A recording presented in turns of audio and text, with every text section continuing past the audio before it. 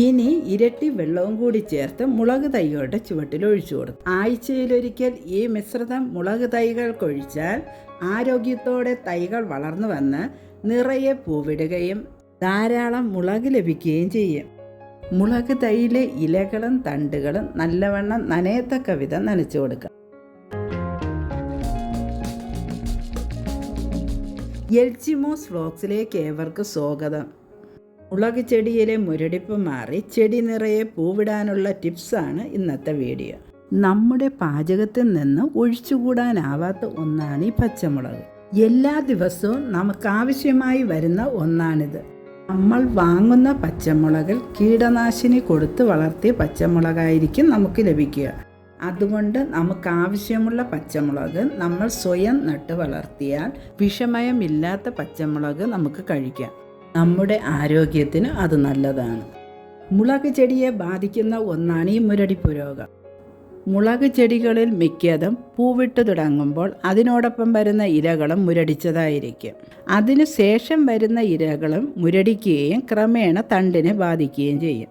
അങ്ങനെ മുളക് ചെടി തന്നെ നശിച്ചു പോകാനും സാധ്യതയുണ്ട്.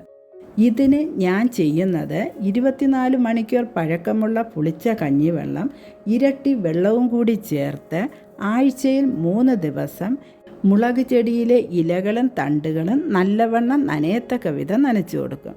മുളക് തൈയിൽ മുരടിപ്പ് വരുമ്പോൾ ആരംഭത്തിൽ തന്നെ ഇത് ചെയ്താൽ പൂർണ്ണമായും മുരടിപ്പ് മാറിക്കിട്ടും. മുളക് തൈകൾ നിറയെ പൂവിടാനും വന്ന പൂക്കൾ കൊഴിയാതിരിക്കാനും കഞ്ഞിവെള്ളത്തിൽ ചാരം ചേർത്തൊഴിക്കുന്നത് നല്ലതാണ്. ഇതിന് വേണ്ടത് 1 ദിവസം പഴക്കമുള്ള കഞ്ഞിവെള്ളവും ചാരവും. 1 ലിറ്റർ കഞ്ഞിവെള്ളത്തിന് വേണ്ടത് 5 സ്പൂൺ ചാരം. 5 സ്പൂൺ ചാരം എടുത്ത് അതിൽ 1 ദിവസം പഴക്കമുള്ള 1 ലിറ്റർ കഞ്ഞിവെള്ളം ഒഴിക്കുക. കഞ്ഞിവെള്ളം കുറച്ച് കൂടിപ്പോയാലും കുഴപ്പമില്ല. ഇത് രണ്ടും നല്ലവണ്ണം മിക്സ് ചെയ്തതിന് ശേഷം 1 ദിവസം സൂക്ഷിക്കണം. പുളിച്ച കഞ്ഞിവെള്ളവും ചാരവും കൂടി മിക്സ് ചെയ്ത് വെച്ചിട്ട് 1 ദിവസം കഴിഞ്ഞു. ഇനി ഇരട്ടി വെള്ളവും കൂടി ചേർത്ത് മുളക് തൈകളുടെ ചുവട്ടിൽ ഒഴിച്ചു കൊടുക്കുക. ഇത് മുളക് തൈകൾക്ക് മാത്രമല്ല മറ്റുള്ള പച്ചക്കറി തൈകൾക്കും ഒഴിക്കാവുന്നതാണ്. ചെടികൾക്കും ഒഴിച്ചു കൊടുക്കുക. ചാരം ചേർന്നതായതുകൊണ്ട് ചീരകൾക്ക് ഒഴിക്കാതിരിക്കുന്നതാണ് നല്ലത്. ചീരകൾക്കൊഴിച്ചാൽ പെട്ടെന്ന് പൂ വരാൻ സാധ്യതയുണ്ട്.